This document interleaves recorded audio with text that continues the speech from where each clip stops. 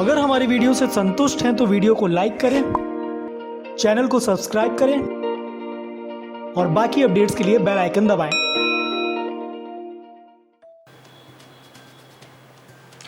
नमस्कार, आप देख रहे हैं ब्रेकिंग टुडे और मैं हूं आपके साथ जगदीश कुमार।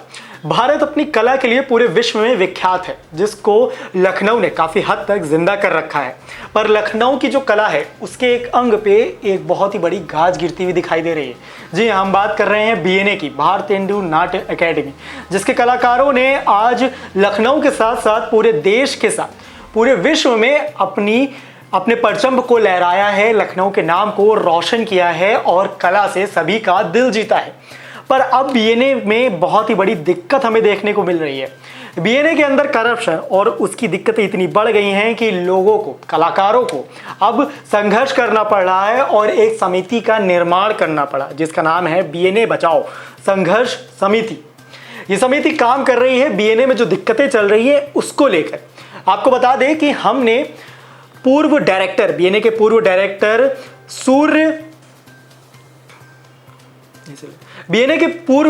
सूर्य मोहन कुलश्रेष्ठ जी से बात की, जिन्होंने हमें बताया कि 2009 के बाद से वहां पर कोई भी डायरेक्टर, कोई भी परमानेंट डायरेक्टर नहीं आया है, सभी कार्यकारिणी डायरेक्टर हुए हैं। उन्होंने ये भी बताया कि डायरेक्टर तो हुए हैं पर उनकी क्वालिफिकेशन मान्य नहीं है।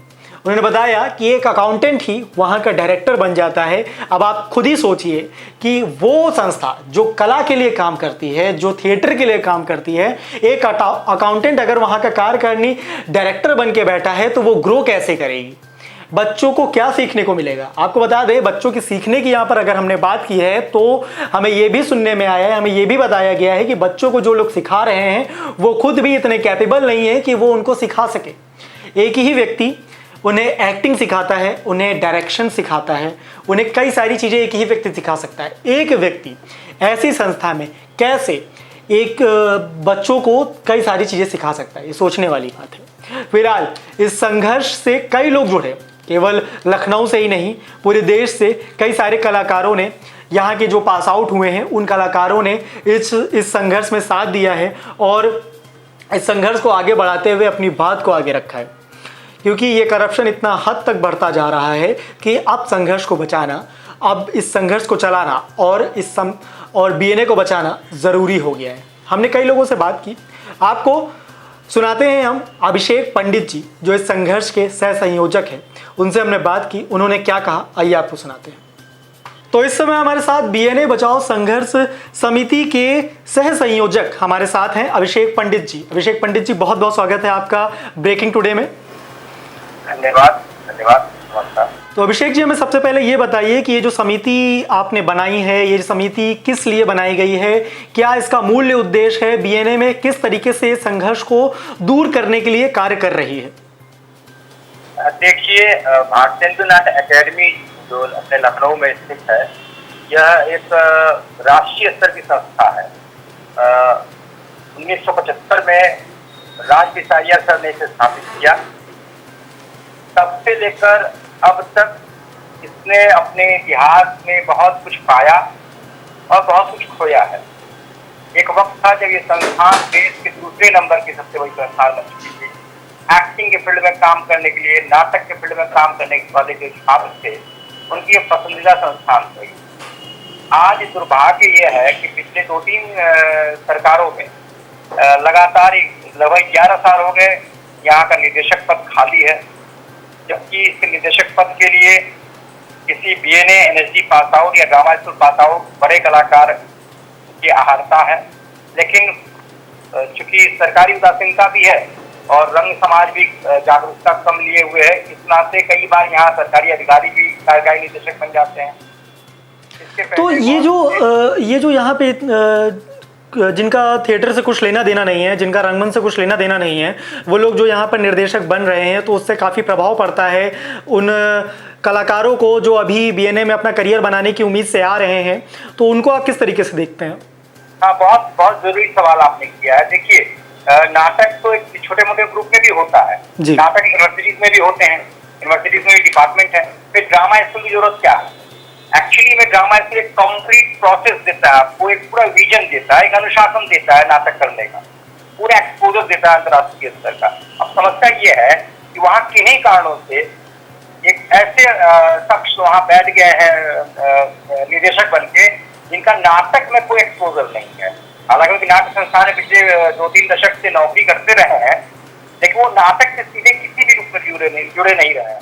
कौन है वो शख्स जो बैठे हैं जिनका नाटक से कुछ लेना देना नहीं है, पर फिर भी वो मिस्टर रमेश चंद्र गुप्ता जी हैं जी, और वो वहाँ पे पहले अकाउंटेंट रहे, फिर वहाँ पे प्रमोशन पा के वो प्रशासनिक अधिकारी सहायक निदेशक जैसे पद पे आए, और अब वो उसी नियम के तहत वो आजकल चूंकि कोई निदेशक नहीं आया है, कोई पिछले 3-4 सालों से वो कार्यकारी निदेशक का पदभार संभाल रहे हैं।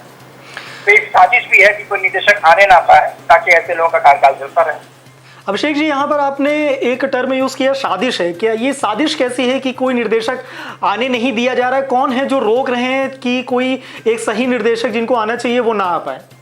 एक्चुअली क्या है कि इस तरह के जो मतलब संस्थान होते हैं वो पद और प्रतिष्ठा का विषय तो होता ही है।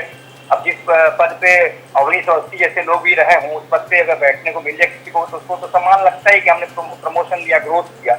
दूसरे बहुत बड़ा एक मामला इसके आर्थिक पक्ष का भी है। ठीक ठाक बजट है और उसके नाटक होते हैं, खर्च होता है पैसा, उस पर भी एक कमांड रहता है। तो ये कई तरह की अनियमितताएं हैं, और ऐसा नहीं कि सिर्फ रमेश चंद्र गुप्ता जी को मैं सीरियल जाना रहा, ऐसा कुछ नहीं है। ये जो अनियमितता है ये इसमें कहीं ना कहीं शासन और कहीं ना कहीं इसमें रंगकर्म समाज का भी एक हिस्सा शामिल है। जी, तो अभिषेक जी, आपने मुझे बताया कि ये जो बीएनए में किस तरीके से अभी वहाँ पर दिक्कतें चल रही हैं, जिस वजह से वो ग्रो नहीं कर पा रहा है, कई सारी दिक्कतें हैं जो बीएनए को रोके हुए हैं। तो आपकी जो संघर्ष समिति है ये किस तरीके से इनको दूर करने की कोशिश कर रही है? देखिए, सबसे पहले तो मैंने गांधीवादी तरीके से फेसबुक पे लिखना शुरू किया, लोगों को जागरूक करना शुरू किया। धीरे धीरे लोग जुड़ते रहे और सबसे ज्यादा सपोर्ट हमें मिला बीएनए के पूर्व छात्रों जी। बीएनए के तो पूर्व छात्र हैं, काफी पुराने छात्र हैं, वो सब लोग इकट्ठे हुए एक मंच पे आए और हम लोगों ने व्हाट्सएप पे ग्रुप बनाया, और जिसके थ्रू ये बात निकल गया कि हमें एक संघर्ष समिति बनानी चाहिए। तो फिर ये बीएनए बचाव संघर्ष समिति की स्थापना हुई, जिसमें मनोज मिश्रा जी पूर्व छात्र बीएनए के हैं, वो संयोजक हैं, और ललित सिंह पोखरिया बहुत काफी सीनियर है, वहाँ के छात्र भी रहे हैं और देश में बहुत नाम है, उन्हें अच्छे बनाया गया। लेकिन अब ये आंदोलन बीएनए के पूर्व छात्र से और मेरे हाथ से निकल कर प्रदेश के समस्त नाट्य संस्थाओं में, फिर अब देश में 2 अक्टूबर को हम लोगों ने राष्ट्रव्यापी एक आंदोलन किया था, बहुत ही रचनात्मक तरीके से, जिसमें 15 राज्यों के रंग दलों ने और रंगकर्मियों ने हमारा समर्थन किया। और फेसबुक पे आपने देखा होगा बीएनए हैशटैग से बीएनए करके बहुत बड़ा मुहिम हुआ है। तो बहुत बहुत शुक्रिया अभिषेक जी, आपने इतनी अच्छी जानकारी दी और आपने बताया कि ये जो संघर्ष समिति है ये किस तरीके से बीएनए में जो दिक्कतें चल रही हैं उनके खिलाफ लड़ रही है और बीएनए को बचाने के लिए अपना पूरा सहयोग दे रही है। तो ये जो कला है ये हमारे देश की बहुत ही अमूल्य चीज़ है।